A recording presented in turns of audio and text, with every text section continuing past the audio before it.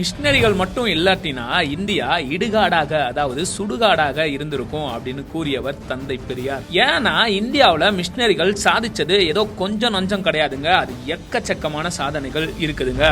Penney quick அப்படின்ற machinery முல்லை பெரியார் அணைய கட்டினாருங்க. CD stud போன்ற மிஷினரிகள் தேயிலை செடிகளை கொண்டு வந்து தேயிலை தோட்டங்களை உருவாக்குனாங்க.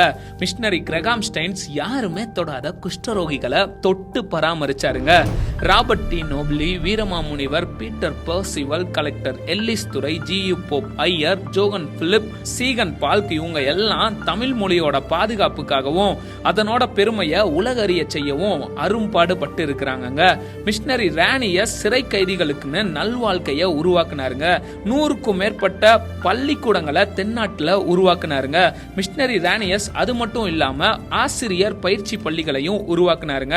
மிஷினரி ரிங்கல் தோப்பே பெண்கள் மாராப்பு சேலை அணிய இருந்த தடையை நீக்கிறதுக்காக அரும்பாடு பட்டாருங்க.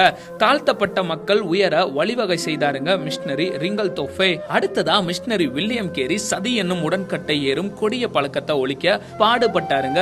பெண் மருத்துவ கல்விக்கு வித்திட்டு மருத்துவமனையை உருவாக்கியவர் தான் மிஷினரி ஐடா ஸ்கைடர் அம்மையார். ஓலை சுவடுகள்ல தவழ்ந்த தமிழ அச்சில ஏத்தி புத்தகங்களை அச்சடிக்க உதவியவர் தான் சீகன் பால் அப்படின்ற மிஷினரி. தரங்கம்பாடியில இவர் தான் பெண்களுக்கான முதல் தமிழ் பள்ளிய உருவாக்குனாருங்க.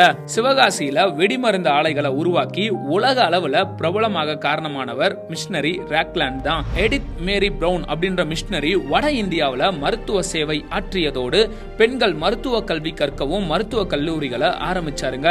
பிரான்சிஸ் சேவியர் ஐயா கடற்கரை ஓரங்கள்ல சென்று மீனவ மக்கள் நல்வாழ்வுக்குன்னு பாடுபட்டாருங்க. ஏமி கர்மைக்கல் அப்படின்ற மிஷினரி சிறு வயதிலேயே பெண் பிள்ளைங்களை இந்து கோயில்கள்ல தேவதாசி அப்படின்ற இழிவான பணிக்கு கொண்டு சென்று விடுகிற மூட பழக்கத்தை எதிர்த்து அதை தடை செய்ய அரும்பாடுபட்டாருங்க. பெண் பிள்ளைங்களை எடுத்து வளர்த்தாருங்க. அநாத பிள்ளைங்களுக்கு அடைக்கலம் தந்து ஆதரிச்சாருங்க.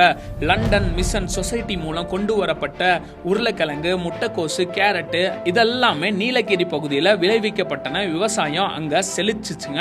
மக்களோட வாழ்வாதாரமும் அதனோட சேர்ந்து உயர்ந்துச்சுங்க. ஈவ்லின் பிராண்ட் அம்மையார் அப்படின்ற மிஷினரி மூலமாக சேலம் கொல்லிமலை பகுதியில் இருக்கிற ஆதிவாசி மக்கள் நல்வாழ்வு அடைஞ்சாங்க. ரச்சன்ய சேனை அதாவது சால்வேஷன் ஆர்மி அப்படின்ற மிஷினரி ஊழியங்கள் மூலமாக ஏழை மக்களுக்கு உணவும் உடையும் கிடைச்சிச்சுங்க. ஜான் டி பிரிட்டோ அப்படின்ற மிஷினரியோட கடுமையான மிஷினரி பணியின் மூலமாக ராமநாதபுரத்துல திருட்டு தொழில குலத்தொழிலாக செய்கிற மக்கள் எத்தனையோ பேரு நல்ல பாதையில கடந்து வந்தாங்க. ஆர்த்தர் மர்காஷியஸ் அப்படின்றவரு மருத்துவமனைகளை கட்டி ஏழைகளுக்கு மருத்துவ சிகிச்சையை அளிச்சாருங்க. பெண்களுக்கான ஆசிரிய பள்ளியை ஆரம்பிச்சாருங்க.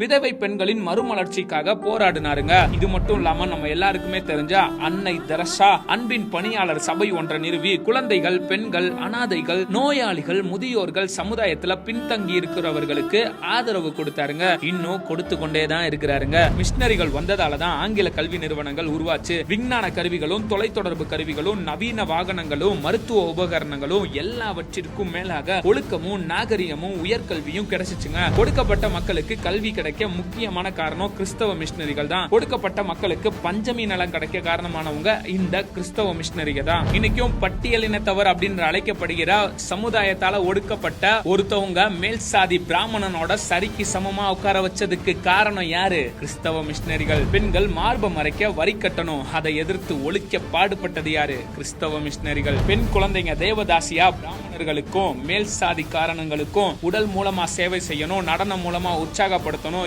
இதை எதிர்த்து இதை ஒழிக்க பாடுபட்டது யாரு? கிறிஸ்தவ மிஷினரிகள். விதவை திருமணம், சாதி மறுப்பு திருமணம், பெண்கள் கல்வி, சதி ஒழிப்பு, சமத்துவம், சமதர்மம் இது எல்லாத்தையுமே நமக்கு கொடுத்து நம்மளை வாழ வச்சது யாரு? நம்ம கிறிஸ்தவ மிஷினரிகள் தாங்க. இன்னைக்கும் இந்தியா தொழில் துறையிலையும் சரி, கல்வித்துறையிலையும் சரி, வளர்ந்த நாடுகளோட பட்டியல்ல வருவதற்கு மிஷினரிகளோட கண்ணீரும் அன்பின் வார்த்தைகளும் கடுமையான உழைப்பும் மேலான தியாகமும் இயேசுவோட அன்புனால நிறைஞ்ச கிறிஸ்தவ மிஷினரிகளுடைய சேவை மட்டும் இல்லாட்டின்னு வச்சுக்கோங்களேன், இந்தியா இன்னைக்கும் இடுகாடாக தான் இருந்திருக்கும்.